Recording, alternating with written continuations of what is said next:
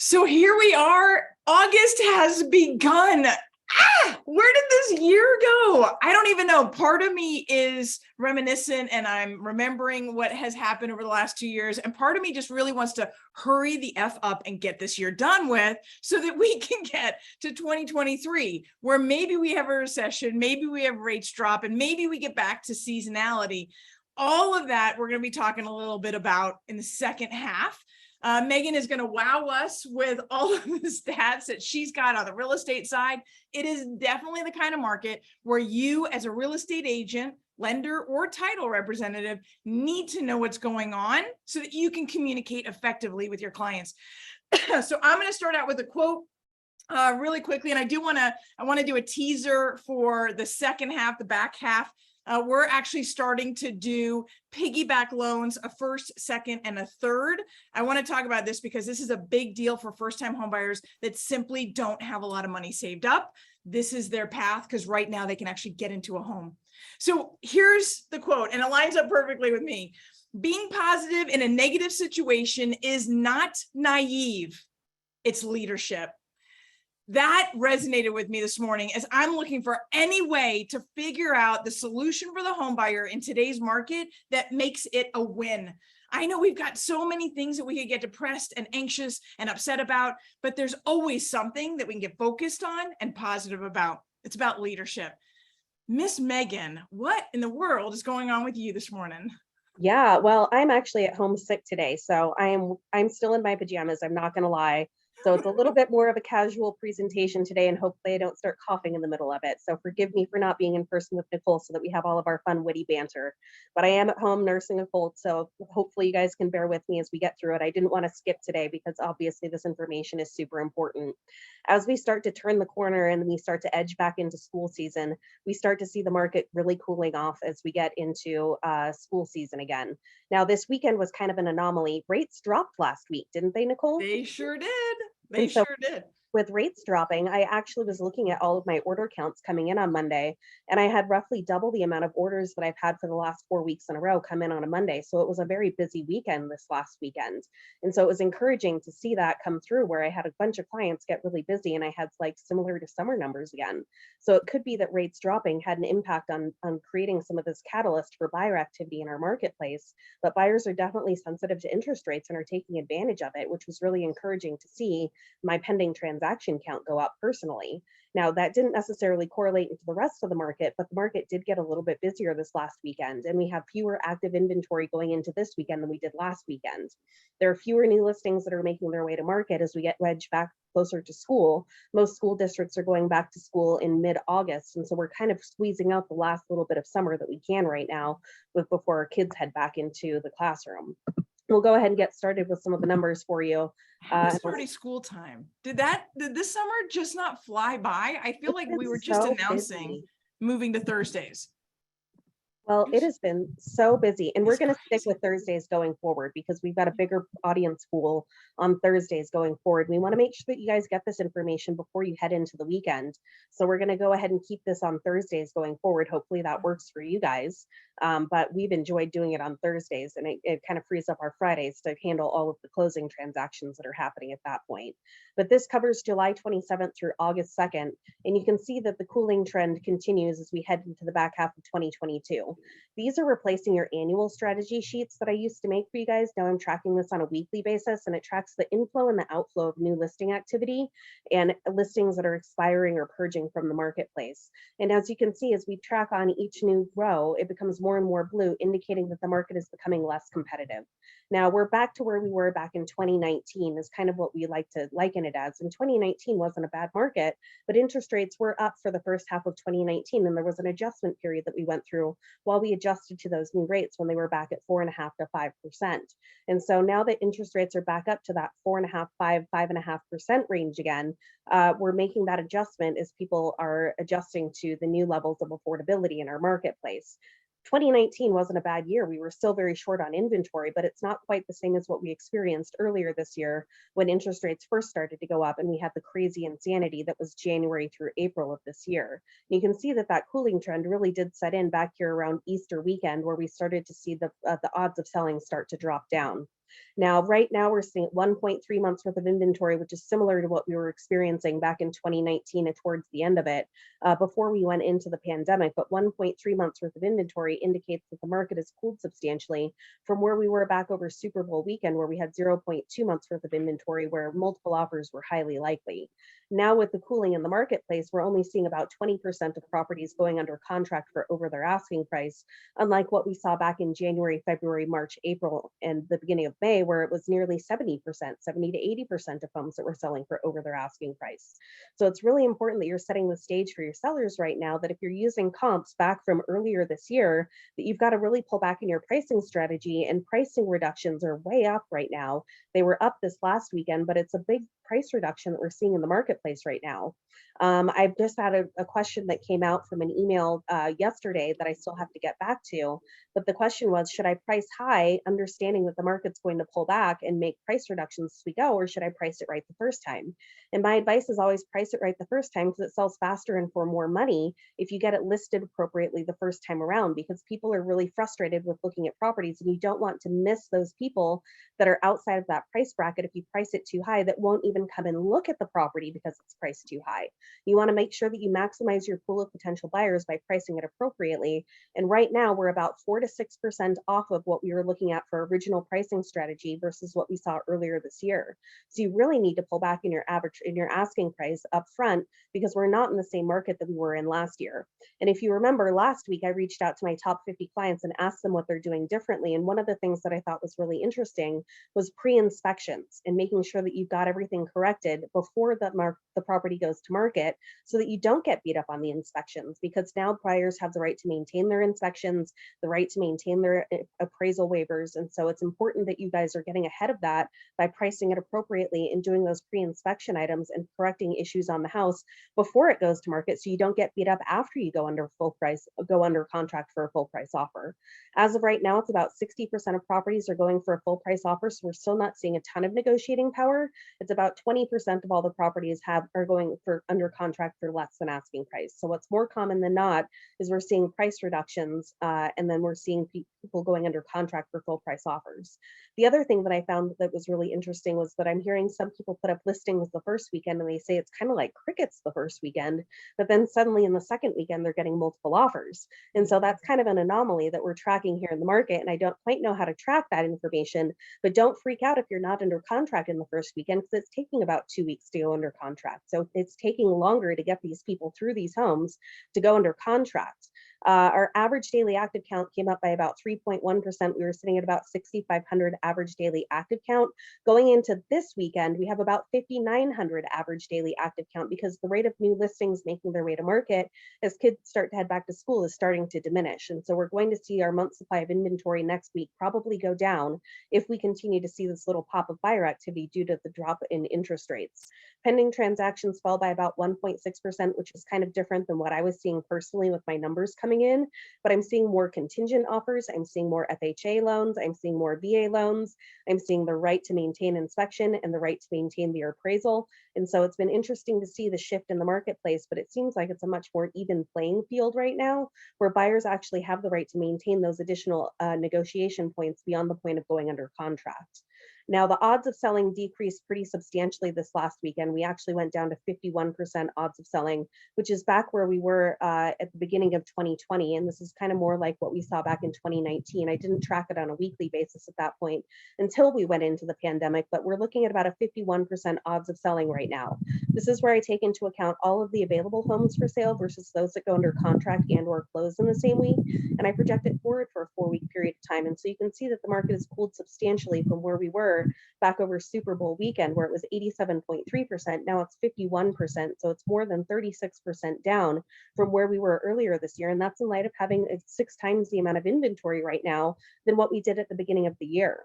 I'm still estimating that we have about 5,000 active buyers in our pool based off of the rate of showings, but showings are starting to decrease as well as kids start to head back to school. Now, at this point in our market, we have about 22% of the inventory that we require to offset demand. So we're still not looking for a market correction in light of talk of a recession. Keep in mind that a recession does not necessarily equate to a housing recession or seeing housing prices fall. So if you have those buyers that are on the fence saying, I'm going to wait until housing prices fall, we're not expecting that to happen because we're too shallow on inventory. We're also too flush with equity, where if a homeowner finds themselves in a level of distress, they're able to sell that home quickly and walk away with the equity in their property. So they're not likely to see those properties come to market as a short sale or a foreclosure property. Now, it could be true that you might be upside down on your home if you bought it this spring, but again, housing is a long-term gain. And so it's important that you're holding onto your home for 5-7 years before you go through and resell it so that you're sure to build up the equity. We're not going to see the same type of appreciation next year as we did this year because we have more inventory in the market, unless we see a big decline in active inventory headed into the beginning part of next year, where we build up our appreciation from January through June. That's where we see the bulk of appreciation come in, is in the first half of the year.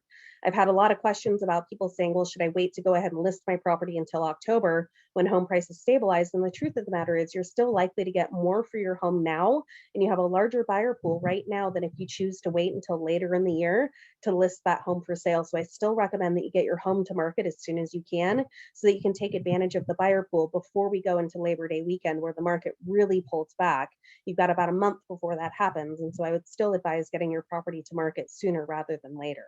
But we're not looking for a market correction because we're still too shallow on inventory.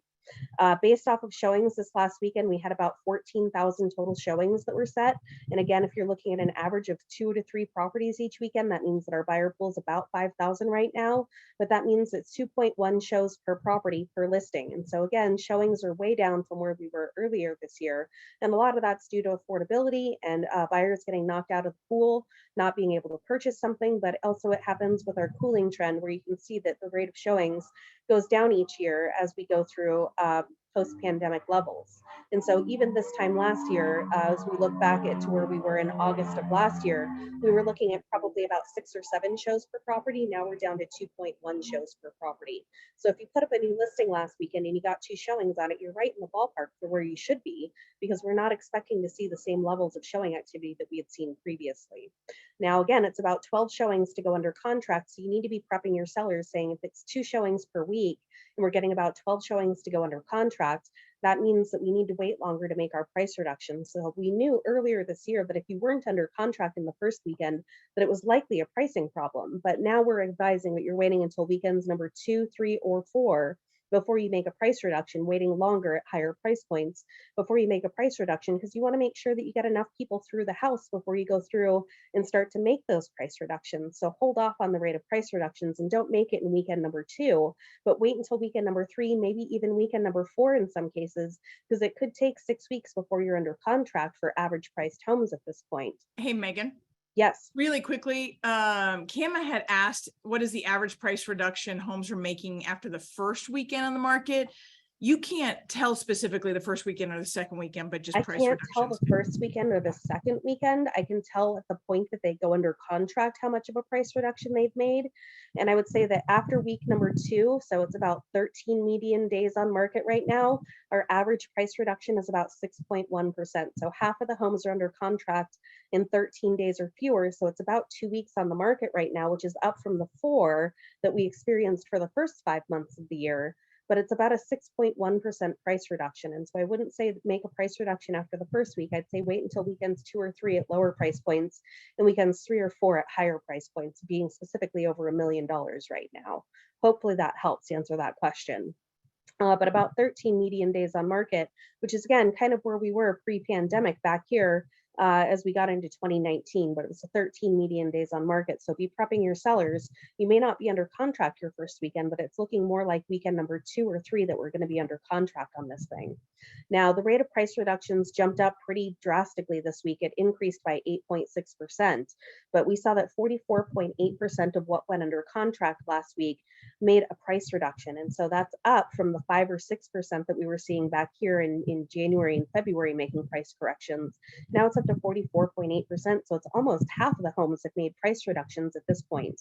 I had a couple of articles that were shoved at me that said that price reductions, that Denver is second in price reductions. I saw another article that said Denver was eighth in price reductions nationwide. We are definitely seeing corrections in price as properties are spending longer on the market. People, again, wait longer to make your price reduction. Make sure you get enough people through your house. 12 showings to go under contract. So wait until that 12th showing before you decide to make a price reduction or not. But 44.8% of those homes made price reductions. And the average price reduction, again, this week was about a 6.1% price reduction. And that's been holding pretty consistent now for about 4 weeks in a row. So it's about a $46,000 price reduction to go under contract. In the past, I used to see more widespread price reductions at smaller amounts as we went through a market shift. But this time around, I'm seeing bigger price reductions across the board for people to get back in front of the market. So again, it's about a $46,000 price reduction that we're looking at right now. For homes up to $500,000, it's about 27% of our market. You can see the cooling pattern really start to set in, and we really started to cool off as we got into the later part of May. The market really started to turn back around Easter weekend, where the market started to shift and change on us. But we're now looking at about 0.8 months worth of inventory, and that number is on the rise as we get closer to kids going back to school. We're still likely to be in multiple offer territory since that number is below 1, but it's fewer multiple offers now than what we were experiencing back earlier this year when we sat down at 0.1 months worth of inventory. We basically had 3 days until we sold out of the existing inventory. Our average daily active count rose this week by 9.1%. We had about 1,500 available homes for sale, and our pending transactions went up by about 2.4%. In light of interest rates dropping, I think that there was a little bit of a blip of activity that happened this weekend with more units going under contract and people taking advantage of that. Oh my gosh, a big wasp just flew in front of me. So sorry about that. Total flinch. And so again, we're starting to see the market cool, and it's likely to continue its cooling pattern as we get later into the end of the year. We might see this number start to stabilize as we get into October, November, and December as more people start to pull their listings from market in favor of waiting until next spring. But again, months of inventory is on the rise right now, so you have to go softer in your pricing strategy. We haven't seen quite the same drop off in our odds of selling in this market as what we've seen at higher price points. But right now we're looking at going from about an 88% odds of selling back here over Super Bowl weekend. Now we're down to 66.2% odds of selling, which is where we were back about 2019. So again, we're looking at about 2019 numbers, which was again, not a bad market, but it was a shifting market because interest rates went up. And so we had about a 66.2% odds of selling as we went into this last weekend. No market correction. No market correction on the horizon for this one. In this market, we only have 13% of the inventory that we require to offset demand. To get closer to where we should be for a market in balance, we should have about 11,000 active listings for sale, whereas we only have about 1,500 active units for sale in this market. So we're really short on supply still in this market here. And so you can be a little bit more aggressive in your asking price and not have to pull back quite as much, but you still can't price where you were back in the peak. Based off of showing activity this last weekend, there were about 5,000 total showings that were set in this market, and 3.2 shows per property was our average. And so again, if you put up a new listing in this market under $500,000, you're looking at about 3 shows per property per week in this particular price point. We're looking at 11 shows per property, or shows to go under contract. So again, you could be on the market for as long as 3.5 to 4 weeks before you go under contract. So it's really important that you're setting the stage for your clients that you might not be under contract in the first week, even if you are an under $500,000 house. Median days on market popped up to 10, which is more than double where we were for the first half of the year. Still not a bad number overall to see that it's 10 median days on market, but again, it is taking longer to sell these homes, so be patient. The rate of price reductions was about 38.8% of homes that went under contract in this price range last week made a price reduction, with an average price reduction of about 5.8%, which was a little bit larger this week than what we saw last week. It was a slightly larger by about 0.5%, and so we're looking at about a $27,000 price reduction in this price range to get back in the market. For 500 to $1 million, this is really where the meat of our market is. It's 60.2% of our overall properties are in this market. Cooling trend really set in back here in April as we got into Easter weekend, and each time I tack on a new row, we're starting to see these cells turn more and more blue with fewer new listings making their way to market. We're now at 1.5 months worth of inventory, which is again back to where we were about 2019. And we have about 4,100 active units available for sale. That came up this week by about 2.4%. Pending transactions fell off by about 4.3%. Pending transactions are likely to continue to fall as we continue to get closer to the school year and our buying power, our buying pool starts to diminish. But 1.5 months worth of inventory means that we're squarely out of that multiple offer territory with a lot fewer of those homes selling for over their asking price. And especially selling in that first weekend, median days on market is really starting to stretch out in this particular price range. We've gone from having about an 88% odds of selling down to a 51.9% odds of selling, which is again back to where we were in 2019. And so again, the rate of units going under contract is starting to slow and the odds of selling is starting to diminish, furthering the need for you to pull back in your pricing strategy and go softer on that, especially if you're using comps back from earlier this year. You need to pull back on your pricing strategy by about 4 to 6% at this point.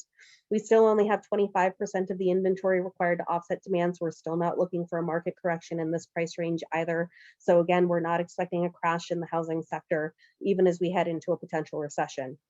We saw about 1.9 or 2 shows per property per week as we went into this last weekend worth of activity.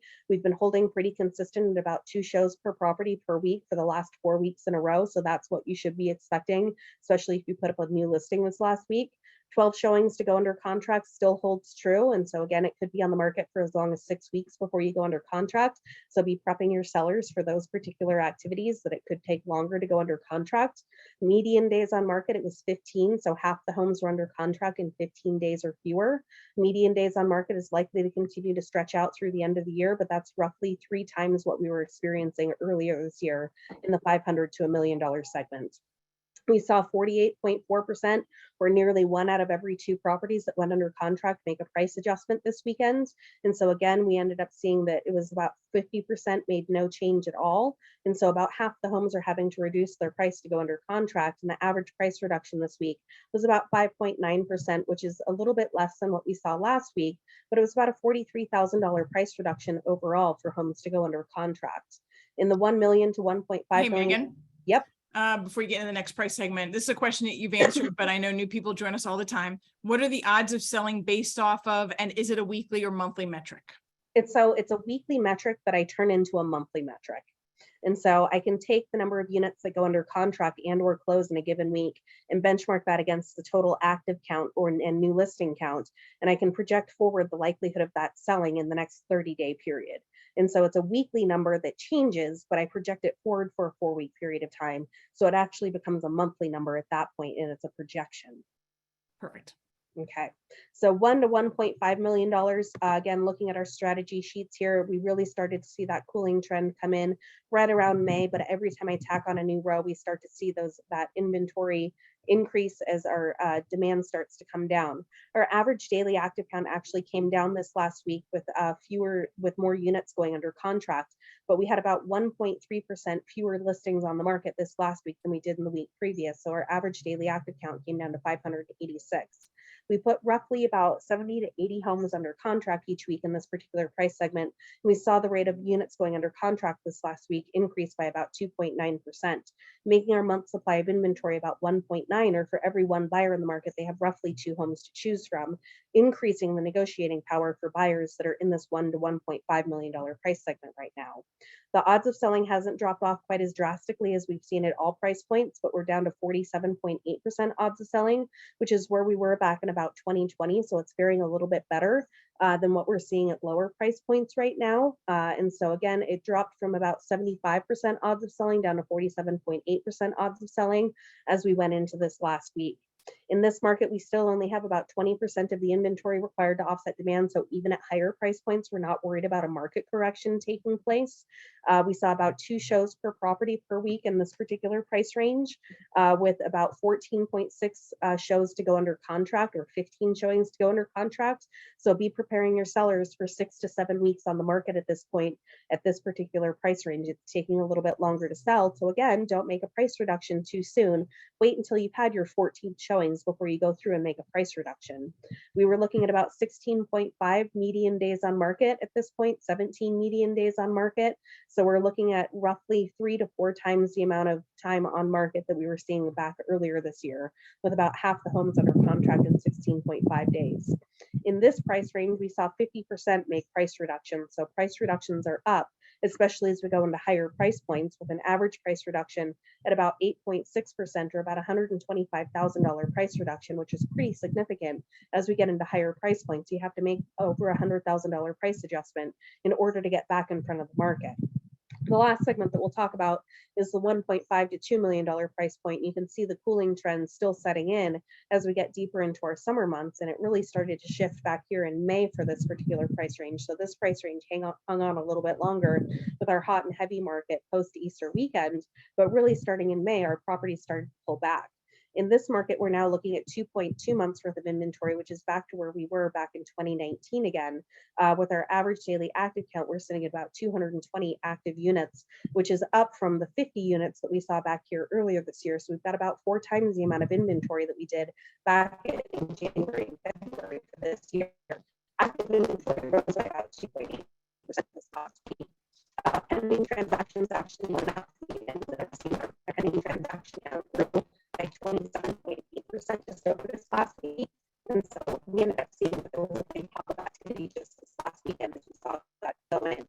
The rate of new listings when they dropped off, it dropped off by 15.2% this last weekend. So we're seeing fewer new units making their way to market. Hey, Megan, can you hear me? You're cutting in and out a lot all of a sudden, and I'm not sure if it's you or me. Can you hear me fine? Oh, it's probably me. Okay. Yeah, I can.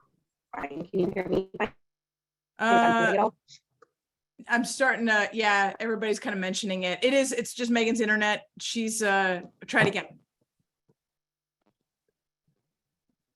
Now you've stopped. All right, we're gonna give her a second to come back on, and then of course I can just take over. You might just want to. All right, you back? I'm not sure what's happening. Do you want to take over? Okay, I'll do that, and we can definitely. Okay, perfect. All right, so Megan her internet is cutting out, so she's going to stop sharing her presentation. We're going to jump. She can answer questions about the 1.5 to 2 million as we speed through some of these things. As you can see, I think I'm back, but you are back. Go ahead and take it. No, yeah, you are. Do you want to finish up? Yeah, I'll finish up super fast. Perfect. Okay. And somebody asked, what if you're getting no showings while you're starting your presentation? Well, again, wait a couple weeks because it's taking a little bit longer to go under contract, and it's not uncommon that I'm hearing people say that it's taking longer to go under contract. Now my screen won't cooperate and go into presentation mode. So I'm just going to flip through here real quick and get through these last slides. In the $1.5 to $2 million mark, we were looking at about 1.2 shows per property per week. For units to go under contract, we're looking at roughly 11.6 showings to go under contract at this point. Median days on market was about 13, so we're looking at about 2 weeks on market for this particular price range. The rate of price reductions was 31.8% of homes in this price range made price reductions, with an average price reduction of being about 7.2% or about $130,000 off of their original asking price. And so that takes it through for the last $1.5 to $2 million price point for me. Gotta knock that out real super fast. So sorry about that. My internet started to get a little bit funky on you. Were there any outstanding questions or chats that I need to answer? No, I was asking them as they were happening. So we're good. Cool. Well, I'll turn it over to you, Nicole. All right, sounds good. We did it. You know what, guys, you do what you can. And Megan showed up. I mean, I'll show up in campers and Megan will show up in pajamas. We don't care.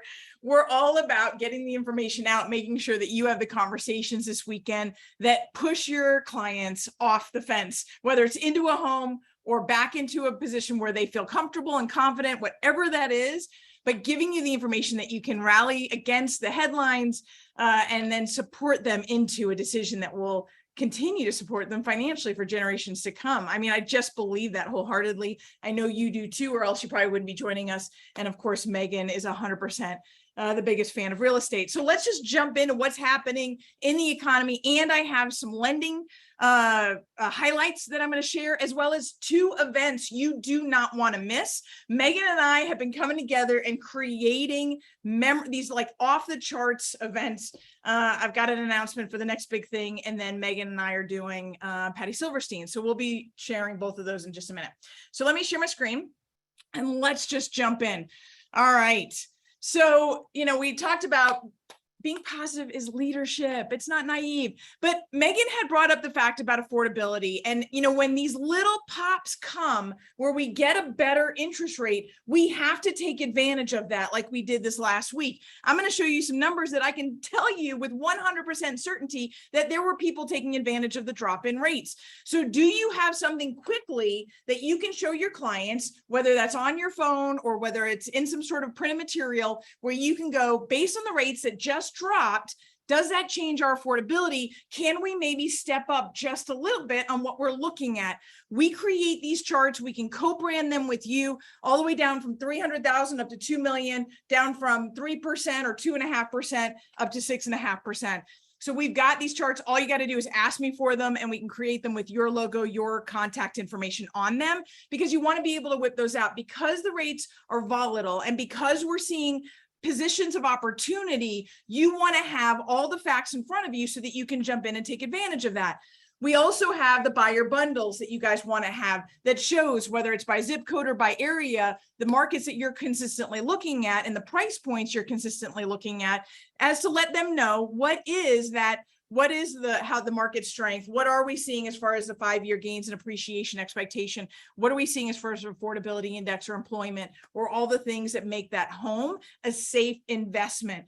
I mean, you're their financial planner for real estate. We have to think about that and provide them the kind of information that Megan has been sharing and this kind of information that we share to come together and support them. I mean, I know my financial planner just called me last week and he goes, if you have any extra money, you need to put it in the stock market because we've hit a little bottom and we're going to bounce back up again. I like that he called me and said that. I want to do that for our clients. I want to make the announcement every time rates drop, letting them know that this is the weekend to get that home under contract that might be just a hair outside of what they were looking at before with the higher interest rates. All of this is something we can easily put together with all of your branding on it. So we want to make sure that we have that. So let's get into what happened on the economy. So the PCE came out last week on Friday, so right after our Thursday market update, and it came out high. It was the highest since 1982, and this was after the CPI had just come out a couple of weeks ago. Remember, the Fed watches the PCE. So that number came out high, and of course, interestingly enough, it didn't shock the system, but of course it was really high. What also came out on the same day was the employment cost index. This is the actual cost to employers for labor. So we constantly look at it from a wages perspective. How much are wages going up or going down? They've been going up for quite a while now, but wages going up impacts affordability. So it impacts your buyers. This is really the point of view that's impacting the employer. So it's really more of an economic stance. So when you're seeing these numbers, over the last 12 months, we saw a 5.1% increase in the employment costs. That's affecting inflation. That's affecting employers' costs and their ability to reinvest in their businesses, which ultimately slows down the economy. That's the equals or, right, that we're heading towards. As we all know that we're heading towards a slower economy. We saw both of those reports, but because Powell had literally just said in the same week that recent rate hikes have been large and come quickly, but not have been realized yet, then we actually didn't see a negative impact on our bonds. We saw a positive impact. It dropped. Our rates dropped on Friday. We saw the 10-year drop, the 10-year yield, and interest rates. So this drop is 5.29. Since then, it's been coming back up a little bit. Now, interestingly enough, this is just a national average. They survey a lot of lenders to get to these numbers. The Freddie Mac report just came out and it showed the 5% with 0.8% discount. And remember, it's late. So it's showing America and grabbing all the headlines on the rate we had last Friday. And you're like, okay, that isn't really helpful because that's kind of a bait and switch at this point if the rates have gone up. Now, I will say here, the Ruth team, we're still locking in for conventional buyers 4.625 to 4.99. So we're still down there, but these are the average rates that the average lender across the country are seeing. Again, it's about perspective, knowing what the report is that you're watching and the data it's reporting on so that you can talk to your client when they're reading that. Mortgage purchase applications did exactly what you would have expected them to do. Mortgage purchase applications just came out and it shows you last week, Friday, we saw rates drop. We saw mortgage purchase applications go up. Megan saw more orders come in on Monday. I mean, all of that makes sense for what we just saw. It came up 1% week over week, right there. You can barely see a little bit of a 1% giddy up. I just want to check on Facebook if we're showing. Okay. Mortgage purchase applications. The ISM numbers came out on Monday of this week. So this is where we started to see the average lenders rates going up as the 10-year started to get a little bit more volatile this week than last week. Last week, we saw it stabilize and then drop off at the end of the week. And we had a lot going on. If you remember last week's market update, it was seriously intense. This week, we have a much more quiet week, but we had some numbers that overall were creating a little bit of a lift back on that 10-year, more so than we saw last week. So the services came out, the ISM, both services and manufacturing. And I just kind of highlighted, we are actually up when it comes to servicing. You're like, I don't know what this 56.7 number means. And it doesn't really matter. Like, I'm just going to tell you that. Like, it's just a comparison number. Anything above 50 is expansion and anything below 50 is contraction. And it becomes a comparison from a previous point in time. So based on the services industry and all of the rankings, think of it as a survey, we're actually increasing the optimism in services. Meanwhile, we're decreasing the optimism in manufacturing. That's what we're seeing. We're seeing inventories come up, is why you're seeing TVs and all kinds of electronics and other things on sale at Walmart and Target and Amazon, and why you're seeing things like travel going up and hotel spending and experiences are coming back. So services are going up, new orders are up for the services, thinking of restaurants and hotels, but employment is contracting for both. Both of them are feeling the pain of not finding the workers. So the employment number, I'm giving you kind of a headline teaser here. Employment numbers are going to be the things that we're going to keep watching, and what the Fed is going to be watching over the next 2 months, between now and the time that they meet again in September and determine how much they're going to push up the Fed rate yet again. So we already saw this week, the job numbers, the JOLTS report came out showing the job openings dropped. It was 11.3. Remember, that's a number where it's actually sat for a couple of weeks. Now it dropped to 10.7 million job openings. That still seems like a lot of jobs, and certainly a job for anyone who's actively looking for one. But it did drop, and that is heading towards the beginning of this employment slowdown. We saw initial jobless claims pick up 6,000 this week. So that we're going to continue to watch. We've hit the bottom, we're going back up. Now, this is a week over week number. The unemployment number that's due out tomorrow is looking at the middle of last month. So I took the data set from the middle of July, and I'm going to report on it the first Friday of the next month. That's what happens every single month. So that unemployment number is not taking into account the last 3 weeks of unemployment claims increasing. So we're expecting that unemployment number to still be 3.6. It will be the next month's report that takes these reports into account, and we start seeing that 3.6 back up. We know, because we've been talking about it, that once that unemployment number starts ticking up, that's when we're in a recession. There's a lot of debate right now whether we're in a recession, we're not in a recession. I'm going to stand to what I believe is when we start seeing the unemployment number picking up, when we see jobs on the decline, and when we see consumer spending contract, is when we're actually entering into a recession, and when we're going to start to see that economic slowdown is going to give us some better interest rates. Our housing is incredibly strong. I'm going to show you some of those numbers as well. We're talking about the economy. Another report that just came out this week, the New York Fed household debt survey, where we topped 16 trillion. This is not a good thing, right? Like, we don't want households to have more debt. But interestingly enough, it's not student loan debt. Student loan debt stayed the same. Mortgage debt picked up just slightly. It was mostly credit card debt that increased 13%. And the bad side to that is that the credit cards are feeling higher interest rates because they're tied to the prime rate, which is tied to the Fed rate. right? The Fed rate does not equal a 30-year fixed mortgage, but the Fed rate, sure as anything, affects the prime rate, which affects the credit card debt, which is going to start impacting this. So we're going to want to keep watching this to see how much debt Americans are taking in order to continue the lifestyle that they got used to over the last 2 years with the additional money that we all had. Yet the delinquency rates are still down, if not even lower. So to date, Americans are, yes, charging more, but they're paying their bills. This is the report I'm hanging my hat on. When this starts ticking up, now we've got problems. It's not are they charging, but are they paying what they're charging? So interestingly enough, if you can see where this red arrow is, the seriously delinquent is actually down. So it's actually more 30-day lates. The serious delinquent accounts are all down. So this is headed in the right direction for now. We'll continue to want to watch this because obviously when we hit in a recession, we're seeing job loss. That will impact people's ability to pay off those bills on time, which will replicate into either delinquent credit card bills, car loans, and or mortgages. Speaking of, we saw the news article. Before you go on, can we Yeah. ask a question about that last one? Yes. So how does the overall debt and mortgage debt folks are carrying compared to 2007 through 2010? So 2007 is right here. So 2010. So you're looking, we have more debt than we did in 2007 through 2010, but we also have more equity.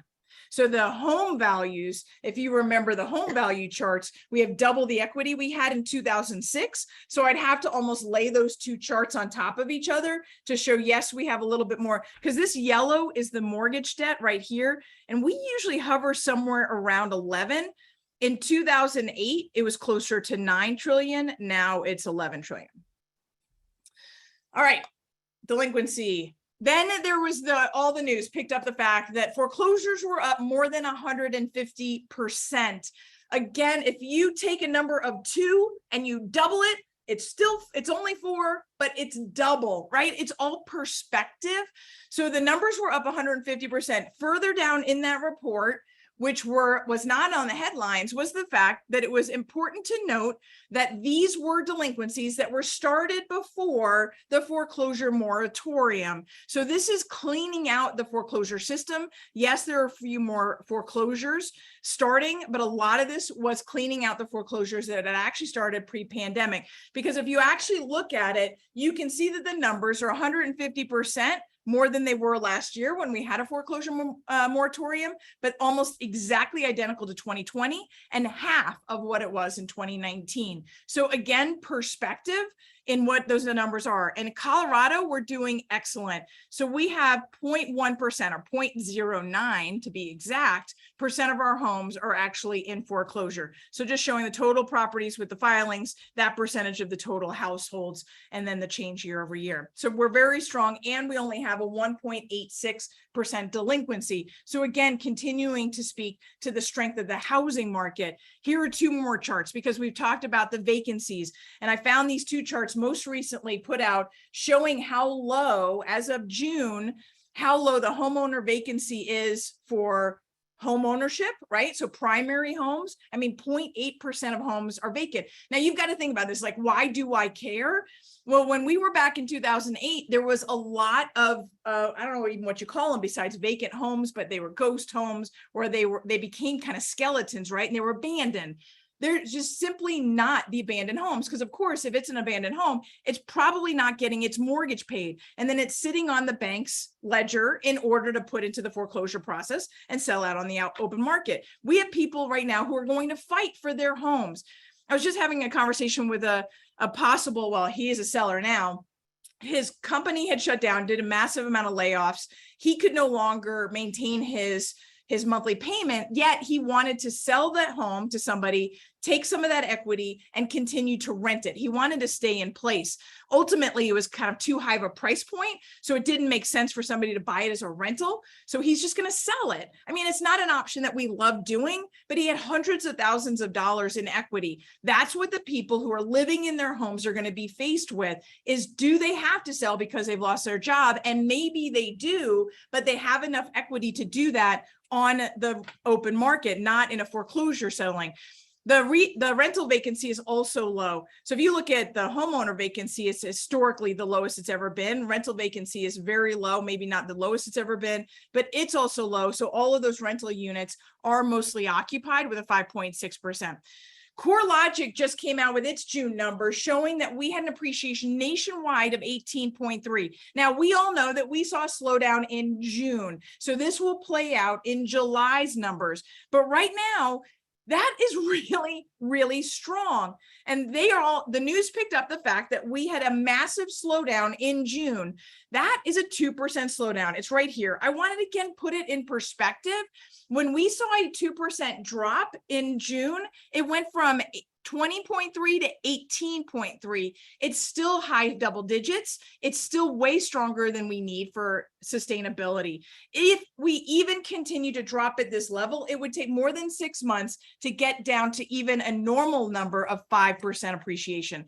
This is not newsworthy, but it became newsworthy. And I just want to make sure that you guys knew the numbers. We're not seeing a massive slowdown. We are seeing a slowdown because appreciation and median price do not equal one another. A lot of times they can be similar. Our homes are still appreciating. If you go back from a year ago, our homes are still appreciating. The Denver market as of June, and remember, you can go back and look at the numbers that Megan have. I'm sure she can write them off because she's got a memory like a safe.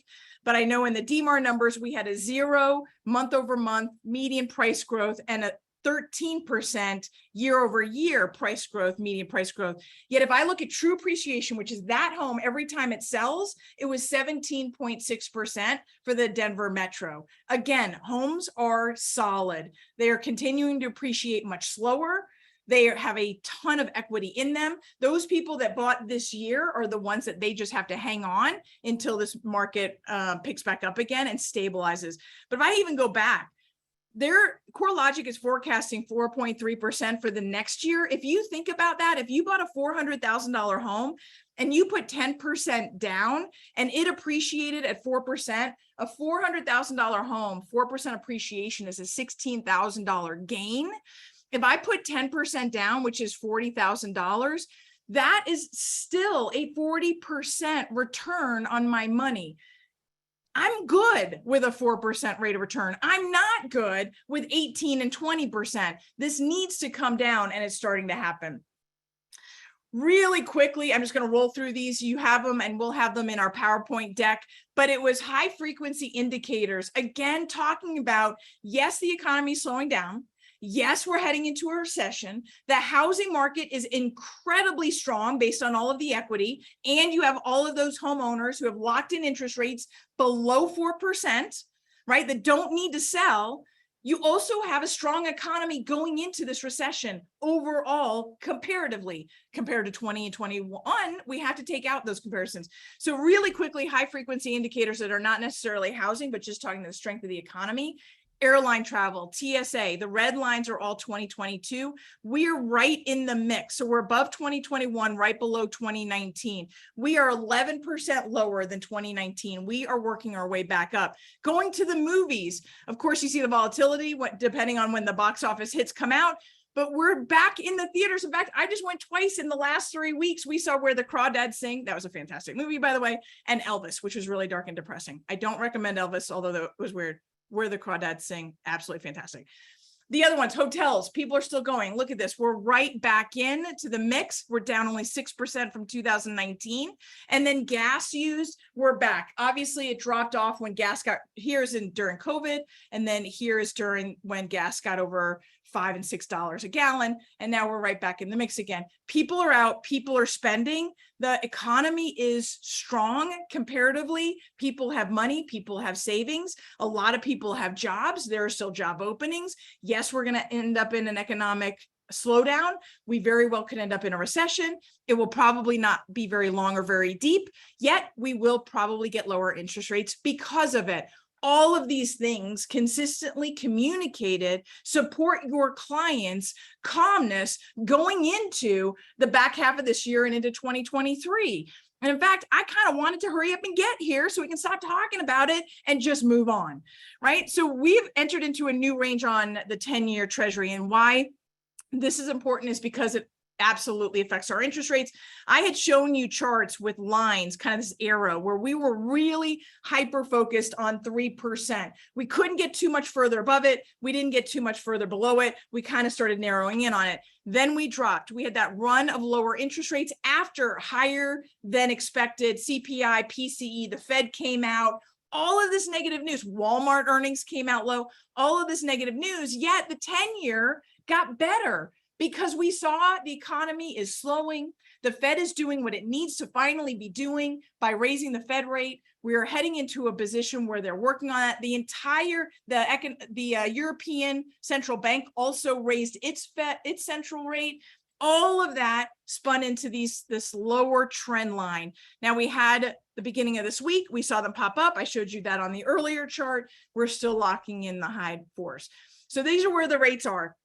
Right? So really quickly, if you've got clients that because of the volatility, they feel uncomfortable, we can do a lock and shop. We can lock in the interest rate. It's based on a 90-day lock. So it's going to be a little bit different than a 30-day lock, but you lock it in and you know that as long as you find a home in the next 90 days, then you can do a rate reduction, a one-time rate reduction once you get under contract, if the rates have dropped by then. It's a phenomenal product to have in your back pocket. We also have the 2-1 buy down. We consistently are talking to listing agents. I mean, imagine if I could get you locked in today at 4.75, and then you could actually treat it like it was a 2.75 and then a 3.75 for 2 years. And then if we did hit a recession and interest rates did drop and I could refinance that, and then any money's not used, I could roll back onto my principal balance. I mean, it is just a win-win-win, and it makes more sense and it saves the buyer more money than a price reduction. So we can put those numbers together. Fantastic. And then here's the gimme. Like, this is what I was talking about. Now that we can get first-time home buyers in the market, and we can get home buyers that are using down payment assistance, we have opportunities that we haven't had for the last 2 years. Now, you can actually stack down payment assistance programs. Now, a lot of lenders don't even want to mess with down payment assistance because it's harder, it's more work. But if you are willing to do the work, and we are, you can actually stack them. You can do a CHFA or an MMA, first and second, supporting all the down payment. But remember, there's still closing costs. Even if I have the entire down payment covered, I still have $7,000 in closing costs. And there are people that are absolutely capable of making that monthly payment, but they don't have the ability to save up the money to get into that home. And if maybe they have $2,000, $3,000, $5,000, and if they can't cut it, this gives them the ability to move into a house that they can maintain that budget that might be the exact same or lower than what they're paying in rent.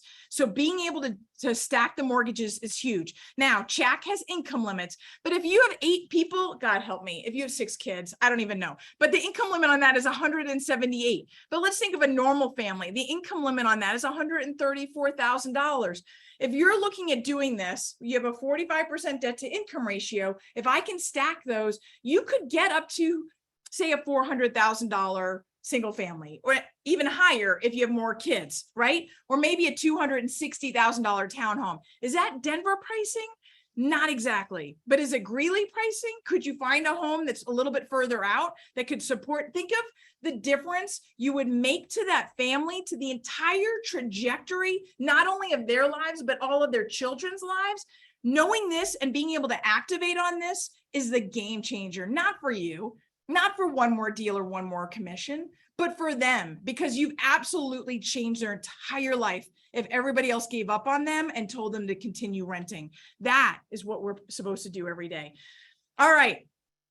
We moved it. So if you RSVP'd, I'm going to move you to the new date, but you got to check your calendar and let me know if you can't make it. September 15th. We're not going to charge for this, but we absolutely need all the reservations to show up or to cancel their reservations, because we're going to do it not at Columbine Country Club. We found another really fun spot to do it in. We're moving it to 9 to 11 so that we can do it as breakfast. So we're going to be doing breakfast, and then Patty Silverstein is going to be kicking us off with an economic update for the Denver market. You've seen her as part of the DMAR economic summits every year. Amazing wealth of economic data information. She is one of the more brilliant Denver market economic brains I've ever met. So she's going to be joining us. And then of course, Megan is going to jump into the real estate side. I'm going to jump into probably the national economics and talk about that between 10 and 11. So we'll be doing our live on Facebook, but we'll be doing in person for those people who are RSVP doing breakfast. If you guys had fun at Columbine, this is going to be just as good. And I can't wait to see everybody again. And then the next big thing is back on the books. We had a terrible time with the hotel, the Omni, who backed out on us. I've never had that happen before. Obviously, I've got words for them, which I'll spare for right now. They backed out. There's a lot of dance recitals and office meetings and retreats all happening in hotels at the beginning of next year because of COVID kind of waning, not going away, but waning. That it took us a bit of work to secure the Hilton Denver City Center.